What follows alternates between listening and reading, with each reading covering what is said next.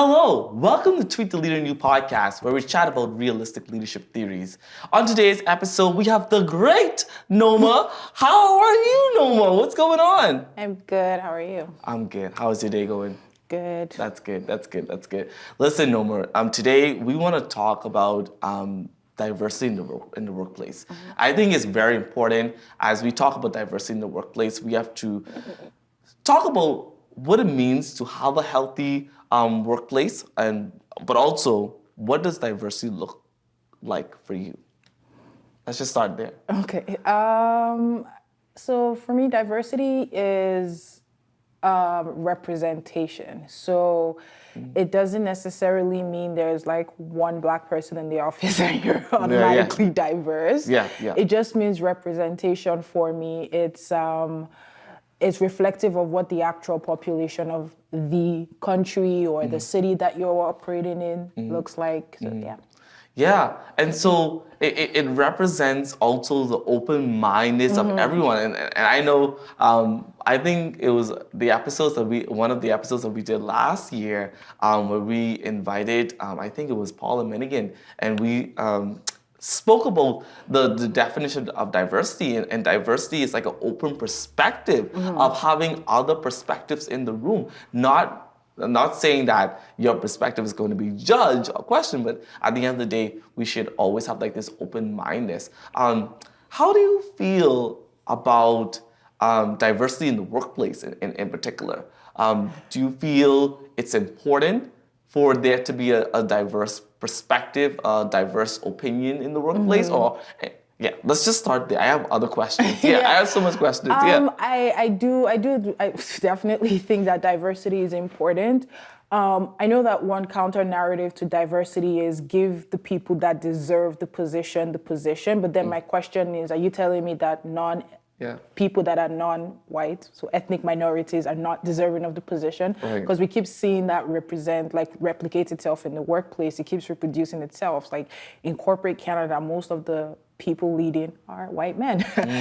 So are you telling me that only white men are deserving to be corporate Canada? So yes, diversity is very important. When you have diversity, you don't get those type of Kendall Jenner ads where if there's diversity in the room, those type of things don't happen. So and totally. And I always try to say, and this is a good saying, that when you are making decisions about an organization, include your entry employees. It's always good to include them because they may be the ones who have the biggest ideas. Yes, you have your management people. Yes, you have your supervisors, but get the entry level employees involved in the process as well. And I think that will be very helpful because they will be the individuals who will give you the truth and nothing but the truth. But I think sometimes in the workplace, people are shut down to say what they really want to say. Let's speak about that a little bit. Yeah, I think that it's just that kind of environment would be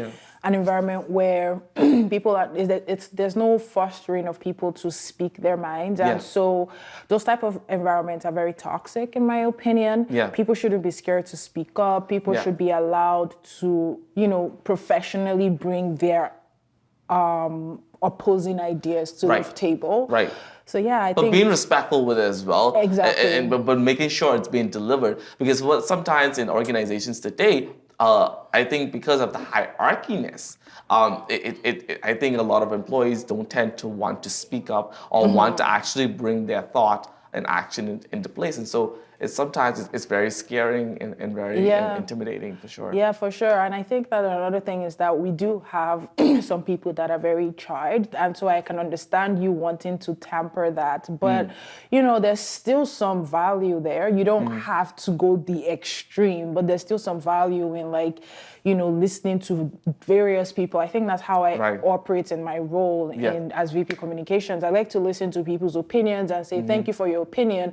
I will reflect on that. It doesn't necessarily mean that that's what I'm going to do, but at least I've heard someone else's opinion. And so, there is wisdom in counsel is one of them. Right. And I think that that's very important.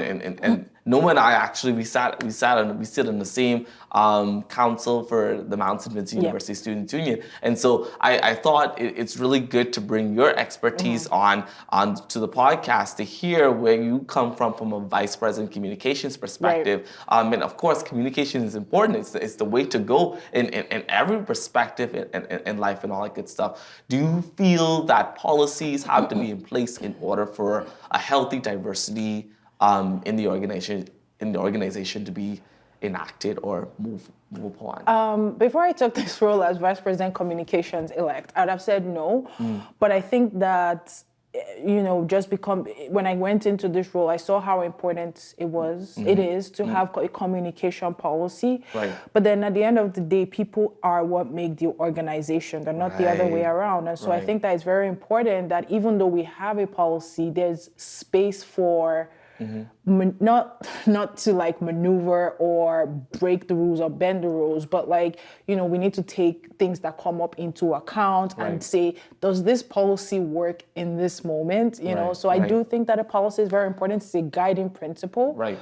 Yeah. I totally agree, because I work for an organization where we actually include the employees in regards to the creation of different policies, and that's why I brought that up, because I think it's very important to include individuals when making a policy or making a regulation that people will have to follow within the organization from an inclusive and a diverse perspective. And we have something at our organization, a teamwork cooperative, is called an inclusion committee, where we are diverse with different perspectives, and we're also going out in the community and all that good stuff, making those things. But I want to hone it back in when it comes down to inclusion.